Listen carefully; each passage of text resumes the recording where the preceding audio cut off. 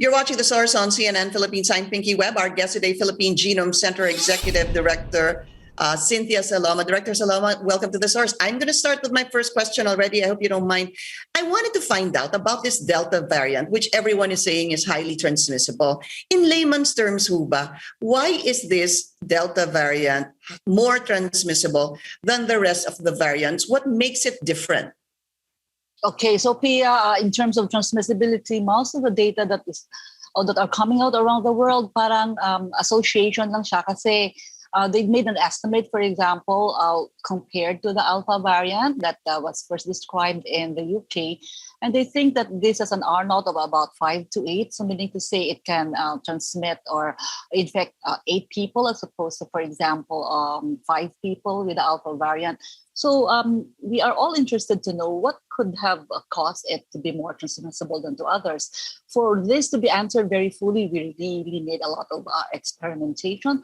But in terms of yung data lang na nakikita natin ngayon, in terms of the mutation signature of this variant, it has additional mutations compared to the others. So for example, very distinctly, it has the K417 mutation that has been associated also with other variants of concern. So we don't know the direct function of this additional mutation, like the 452 mutation and the 484 Q mutation, but it seems to be, as some in vitro data suggests, that it makes the virus attach well to the host cell. But we really don't know. We just don't know, for example, that it is spreading very fast around the world with at least 92 countries, and that the countries, even with some vaccination, have been seeing breakthrough cases. Yeah. Director, so my next question to that, just to follow on that. So alam na nga po natin that it can infect 8 people. It's highly transmissible. Is there anything else you think that we should do, or protocols that have already been set that we may need to add it to be able to to protect ourselves and prevent its transmissibility? So palagay ko, Pia, actually the protocols are in place. We just have to have strict adherence.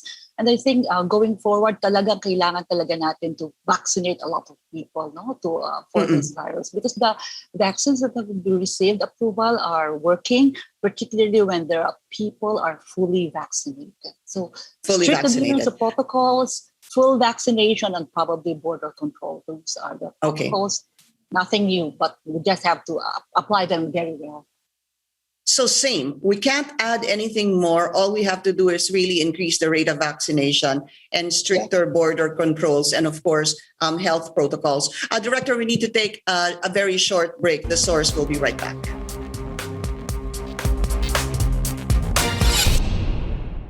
You're watching The Source on CNN Philippines. I'm Pinky Webb. Our guest today, Philippine Genome Center Executive Director Cynthia Saloma. Director, so last I saw and read, with regard to the Delta variant here in the Philippines, there have been 17 so far found due to genome sequencing. Is this still the accurate number so far? Yes, Pinky, we still have 17 cases, confirmed cases to whole genome sequencing. These are all from travelers, so we were able to catch these cases in our borders. So far, we have not detected any local transmission or local cases of the Delta variant, and we are continuing our genome sequencing, and we hope that we will be able to control the spread and the introduction of this variant through strict border controls. My question here, Director, is that would you say that we are genome sequencing enough? How many samples are genome sequenced a week? And a couple of weeks ago, there was a problem, Huba, about the number of samples that were being genome sequenced. Because I ask that because does this actually really give us a clear picture that so far there have been only 17 Delta variants here in the country? Yeah.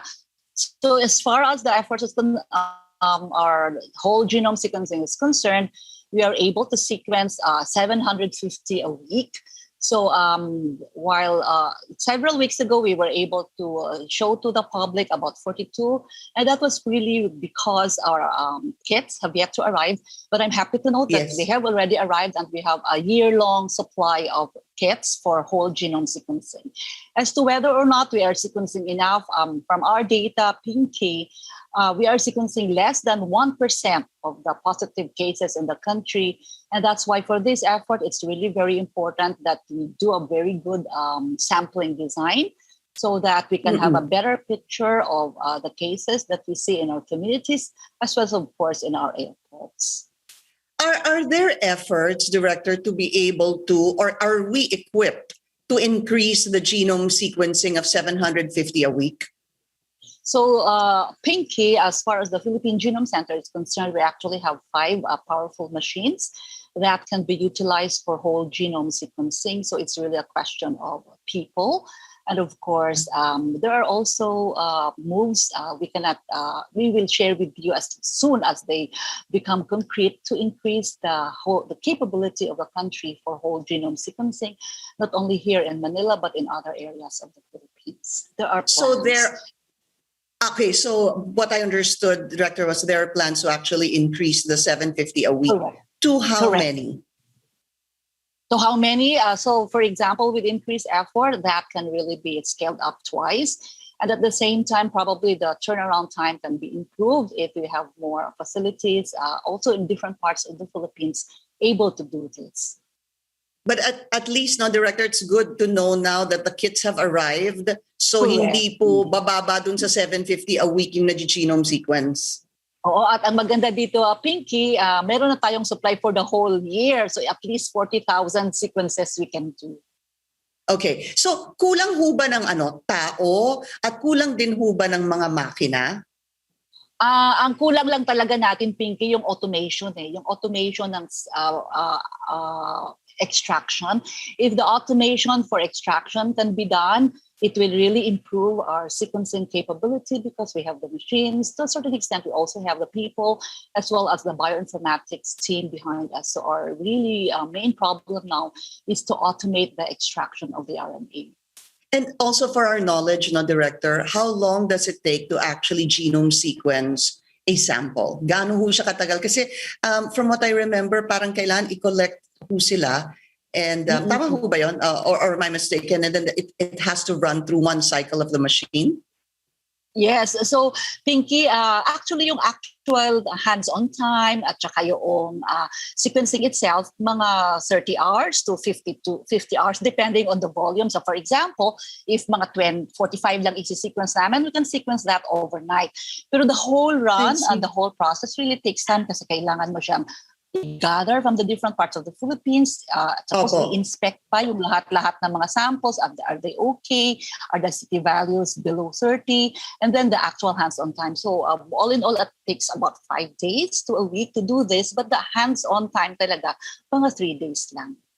Well, thanks for that information. Now, I understand it better. The process itself is actually like almost like an RT-PCR to find out. Pero yung pagdating po sa inyo, saka yung condition ng mga samples have to pass a particular standard to be able to genome sequence this.